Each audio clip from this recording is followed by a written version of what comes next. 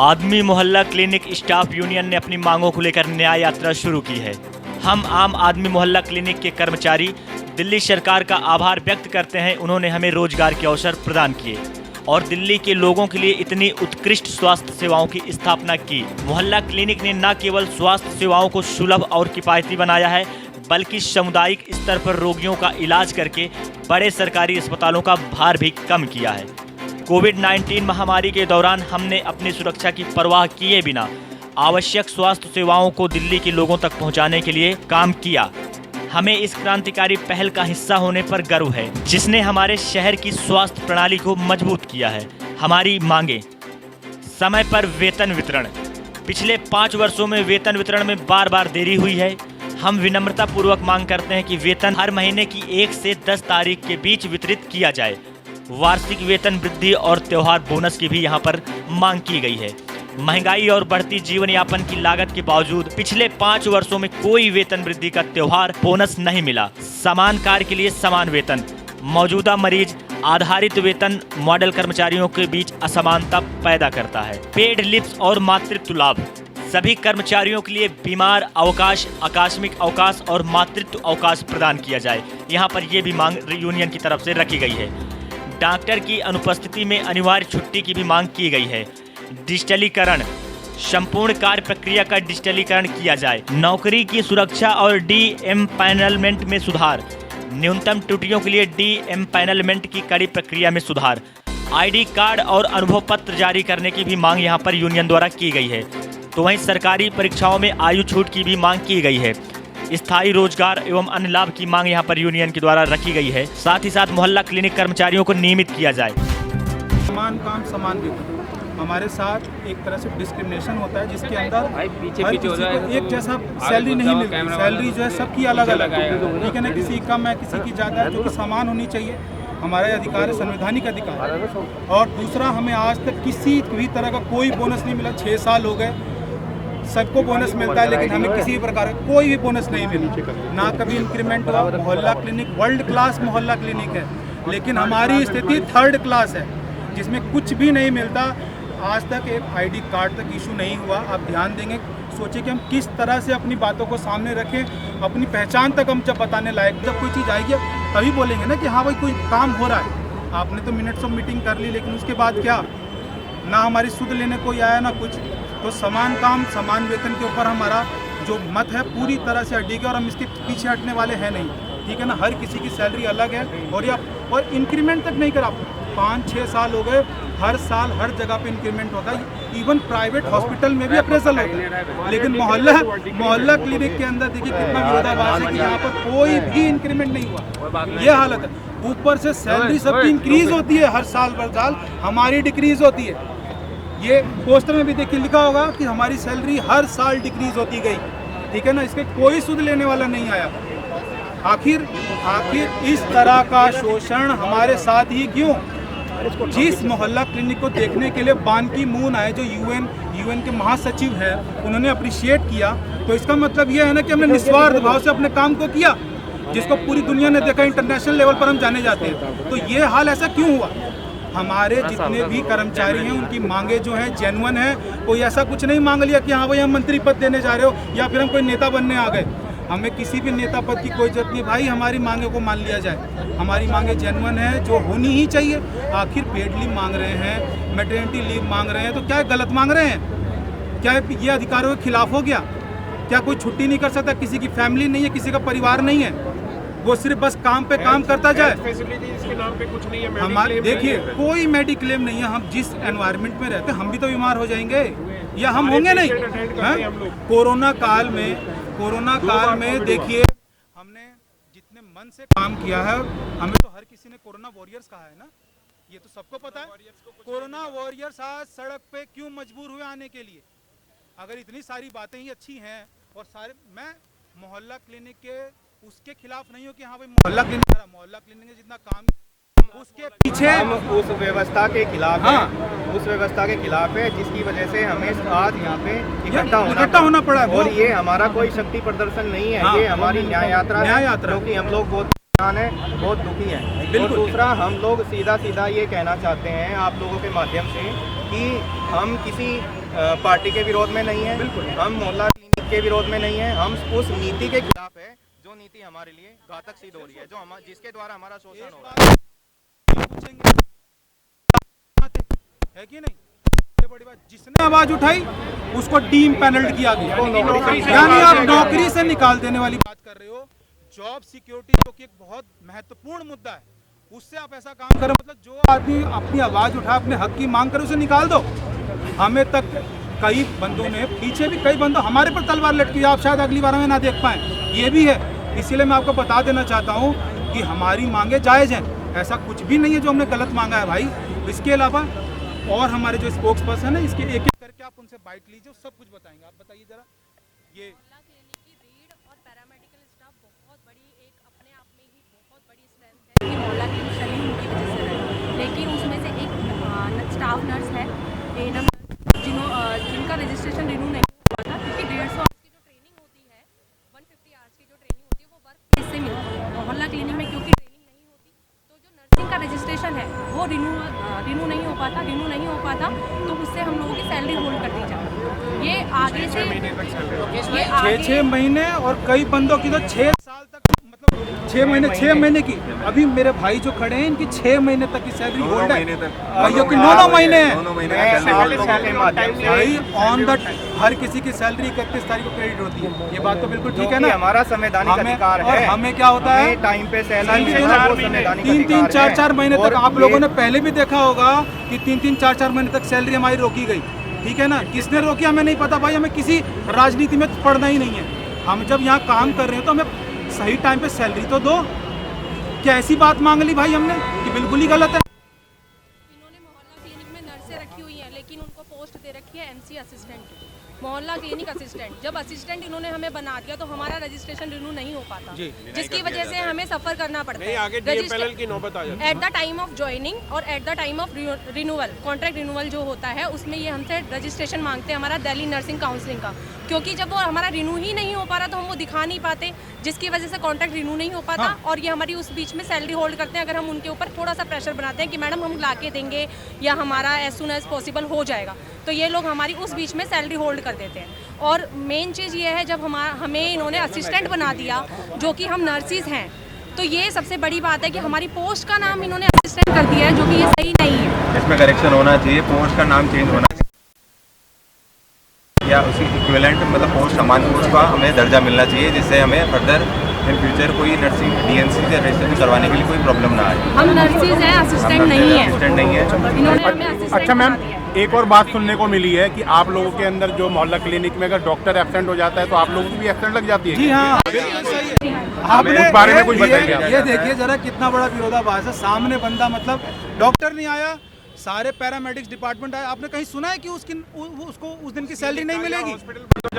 Hospital बंद हो गया, रोगी परेशान हो गए, डॉक्टर छुट्टी पर है, तो भैया उसके साथ साथ हमारी सैलरी भी गई, हमारी सैलरी भी गई।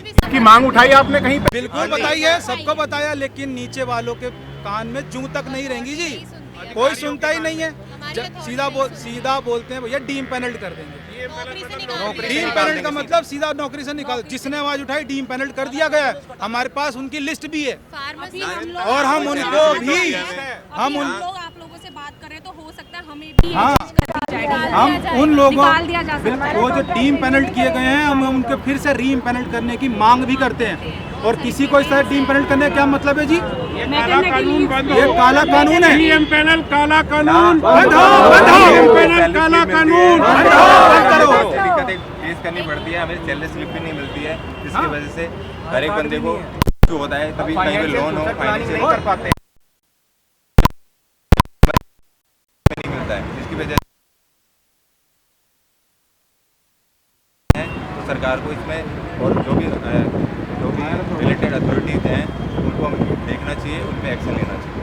हम लोग कहीं पे काम करते हैं तो हमें वहाँ की पहचान मिलती है, एक आईडी मिलता है, लेकिन हमें 6 साल हो गए मोहल्ला क्लिनिक में काम करते हुए, आज तक हमें कोई पहचान या कोई आईडी नहीं दी गई है, जिससे हम ये प्रूफ कर सके कि हम मोहल्ला क्लिनिक स्टाफ हैं। हमारे पास कोई आईडी नहीं है। एक महत्वपूर्ण जो है, मैडम भारती मैडम बताएंगी मैटरनिटी लीव के ऊपर। बताइए मैटरनिटी लीव जो है वो एक फीमेल, मैटरनिटी लीव जो है वो एक फीमेल का व्यक्तिगत मामला नहीं है, एक सामाजिक इशू है।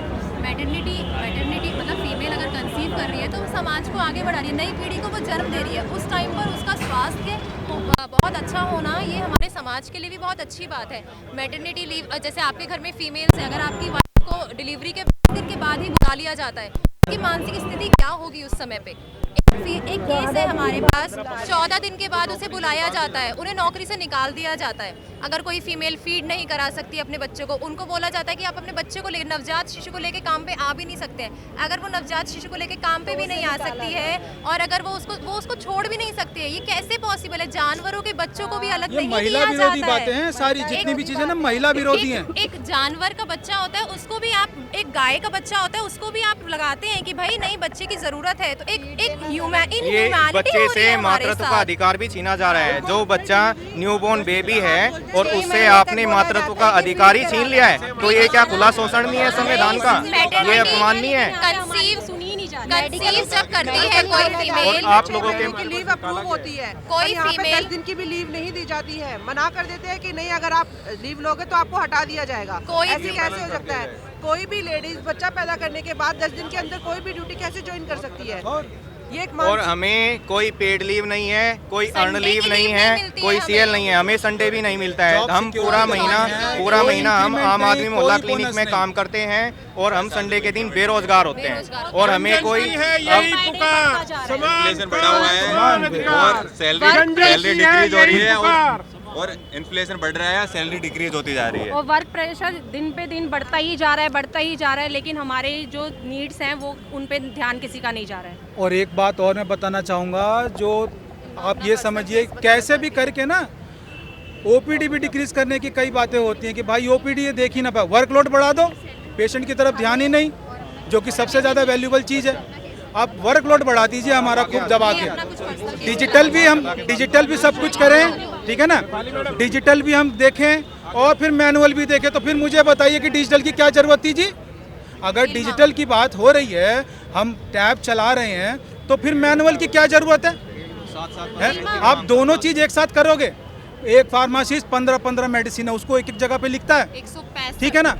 और एक बात और बता दो, अगर 100 पेशेंटों को देखता है, हर जगह एक प्रिस्क्रिप्शन है, 15 मेडिसिन है, उसके सर कितनी बार घूमेंगे? 1500 बार घूमेंगे जी सर।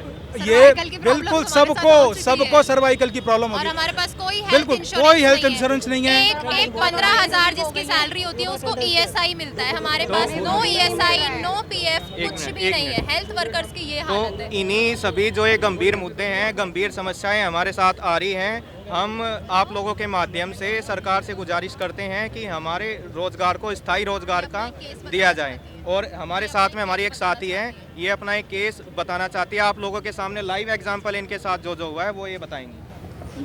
जनवरी में मेरे फादर को कार्डियक अरेस्ट आया था, फेब में उनकी डेथ हो गई।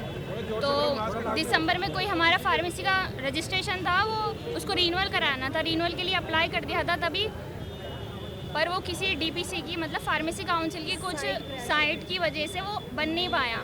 तो मेरी सैलरी होल्ड कर ली गई 6 महीने की। फिर मैंने जब उनको लिख के दिया कि भाई मेरे पास ट्रैवलिंग के लिए पैसे नहीं है, मेरे फादर भी नहीं है और उनको हॉस्पिटल का सब, हम कोई इंश्योरेंस भी नहीं है हमारे पास, बड़ी मुश्किल से सब कुछ हुआ। फिर सैलरी तक होल्ड कर ली, मतलब कोई हेल्प करने की बजाय उन्होंने सैलरी भी नहीं दी और अभी तक मेरी कोई सैलरी नहीं आई है। पहली सैलरी मेरी सितंबर में जाके आई थी 9 महीने के बाद। और अब शेमफुल सिचुएशन है, जी शेमफुल सिचुएशन। इसमें सरकार को सोचना चाहिए इस मामले को लेके कि घर में इनके फादर की डेथ हो गई है, इतना गंभीर टाइम गुजर रहा है इनके परिवार के ऊपर और उस टाइम पे ऐसी चीजें हो रही हैं, तो ये बिल्कुल हमारी समझ से बाहर नहीं है। हम इसका कैंसर पेशेंट को जबरदस्ती बुलाया जा रहा है कि अगर आप नहीं ज्वाइन करते हो तो आपको नौकरी से निकाल दिया कैंसर पेशेंट है सर, उनको जबरदस्ती बुलाया जा रहा है। पेशेंट है वो लड़का इस स्थिति में नहीं है, वो कीमो कराता है और फिर कीमो कराने के बाद वो क्लिनिक पर आकर बैठता है। आप समझ रहे हो, फोर्स कर रहे हैं कि आप आइए वरना DML की फाइल मूव ऑन हो जाएगी। DML फाइल पहुंच चुकी है कि इनको नौकरी से निकाल दिया जाए। कैसे, मतलब कैसे ह्यूमैनिटी हो रही है ये हम लोगों के साथ? ये रहा है कि जो सरकारी है ना, जो स्थायी कर्मचारी हैं, वो पूरी तरह से चाहते हैं कि जितने अस्थायी कर्मचारी हैं उनका शोषण बढ़िया से किया जाए, ठीक है ना। उनको तो सैलरी मिल रही है और हमें जो सैलरी मिल ही नहीं रही है ना, और कम करे जा रही है। कम शब्दों में ये बताइए कि आपकी सरकार से डिमांड क्या है? हमारी सरकार से ये डिमांड एक एक करके हमारी सरकार से ये कि हमें समान काम समान वेतन दिया जाए। हमारी सरकार से ये मांग है कि हमें मातृत्व अवकाश दिया जाए, दी जाए, पेड लीव्स दी जाए। जब डॉक्टर एब्सेंस है तो इसमें किसी पेशेंट्स का भी नुकसान ना हो, पेशेंट भी सफ़र ना करे और हम स्टाफ भी बेरोजगार ना हो। हमें डिजिटाइजेशन चाहिए। हमें चाहिए कि आप अगर आप डिजिटलाइजेशन दुनिया बना रहे हैं तो आप मोहल्ला क्लिनिक को भी पीछे मत घसीटिए। ये वर्ल्ड क्लास मोहल्ला क्लिनिक है, इसको पीछे मत लेकर जाइए 50 साल पीछे कि हम कागजी कार्यवाही कर रहे हैं। मेडिकल बेनिफिट्स चाहिए हम लोगों को, हमारे पास PF ESI कुछ भी नहीं है। हमें जॉब सिक्योरिटी चाहिए। अगर कोई भी अपनी आवाज़ उठाता है उसको नौकरी से निकाल दिया जाता है। हमें जो संवैधानिक आधार है, वो संवैधानिक अधिकार है, हमें वो चाहिए। हमें ID कार्ड चाहिए, एज रिलैक्सेशन चाहिए। अगर आप हमें परमानेंट करते हैं तो हमारी ये सारी मांगे पूरी हो जाएगी। हमें परमानेंट का अधिकार सुप्रीम कोर्ट में दिया हुआ है। आप देखेंगे हम 6 साल से काम कर रहे हैं जी, और एक ही तरह का काम कर रहे हैं। इसका मतलब वैकेंसी भी है तो क्यों नहीं परमानेंट होंगे? हम सारे के सारे पेपर दे के आए हैं। कोई ऐसा नहीं है कि मैं इंटरव्यू पे ले लिया। गवर्नमेंट द्वारा आयोजित एग्जाम था जिसमें सबको बुलाया गया, हमने पेपर दिया, हमारी रैंक बनी है, तब जा करके हमें मिला ये जॉब को ऐसे ही नहीं दे दिया इन्होंने। तो हम क्यों ना मांगे? हम मांग करते हैं परमानेंट नौकरी की। और एक बात बताइए भाई, आम आदमी जो पार्टी है उसके मैनिफेस्टो में है कि अस्थायी कर्मचारी को स्थायी किया जाएगा, तो हमें कैसे नहीं जा रही है? लिस्ट बन गई है। नीचे के कई अधिकारी ऐसे हैं, मैं उनका नाम नहीं लेना चाहता हूं, लेकिन वक्त आने पर नाम भी लूंगा। अरे हम तक खबर सबको निकालने की बात करी जा रही। मास एक तरह से 250 की 300 बंदों को बुला लिया गया है कि निकाल दो इन्हें। ये अधिकारी की बात कर रहे हैं ना, निकाल दो इन्हें। तो मैं भी देखता हूँ कैसे निकालते हो आप लोग। क्या मिल रही है कि हमें प्रदर्शन को रोकने के लिए धमकियाँ मिल रही है कि धमकियाँ मिल रही हैं, तुम्हें हम देख लेंगे। बोलना चाह रहे हो, अपनी आवाज उठाना चाह रहे हो, आप लोगों को निकाला जाएगा। हम ये ऐसे भारत में रह रहे हैं, हम आपका इंतजाम किया जाएगा। ऐसी धमकियाँ मिल रही हैं। जबकि आवाज उठाना हमारा संवैधानिक हक है, इसको कोई नहीं छीन सकता। और मोहल्ला क्लिनिक अब एक बोल रहे हैं, सब चीजों का हमारे पास प्रूफ है। थ्रेड कॉल का भी हमारे पास रिकॉर्डिंग सेव है। हर चीज आम आदमी मोहल्ला क्लिनिक यूनियन जिंदाबाद। 1 मिनट। मोहल्ला क्लिनिक अब एक विशाल इमारत के रूप में बनकर तैयार हो गया है, लेकिन विरोधी असामाजिक तत्व जो कि उसमें विद्यमान है, उसके अंदर है, वो दीमक की तरह उसको खोखला करना चाहते हैं। लेकिन वो इस गलत फहमी में है कि बिल्डिंग गिरेगी, वो निकल के भाग जाएंगे। लेकिन ऐसा नहीं होगा। बिल्डिंग गिरेगी तो उसके साथ जो ये गलत फहमी में है वो सब उसमें गिरेंगे। तो इसलिए इमारत को खोखला, आप लोगों के माध्यम से मैं कहना चाहता हूं कि मोहल्ला क्लिनिक एक विशाल इमारत है, उसको खोखला करना, दीमक की तरह खोखला करना बंद करिए और उसके आगे बढ़ के उसको और ज़्यादा सफलता की इस मैसेज को आप आगे से आगे ज़्यादा से ज़्यादा फैलाएं, जिससे ऊपर तक हमारी बातें जाएं और उनका कुछ समाधान निकले। हम मजबूर हैं, बहुत मजबूरी में आए हैं। हम लोग अभी यात्रा का शुभारम्भ करते हैं यहाँ से। नई यात्रा जो कि CM हाउस तक चलेगी। मोहल्ला क्लिनिक की जो नर्सेज हैं वो ये चाहती है कि उनकी ट्रेनिंग भी कराई जाए, जिससे वो सफर ना करें। उनका रजिस्ट्रेशन देखिए, पहली बात आम आदमी मोहल्ला क्लिनिक यूनियन जिंदाबाद, AMC यूनियन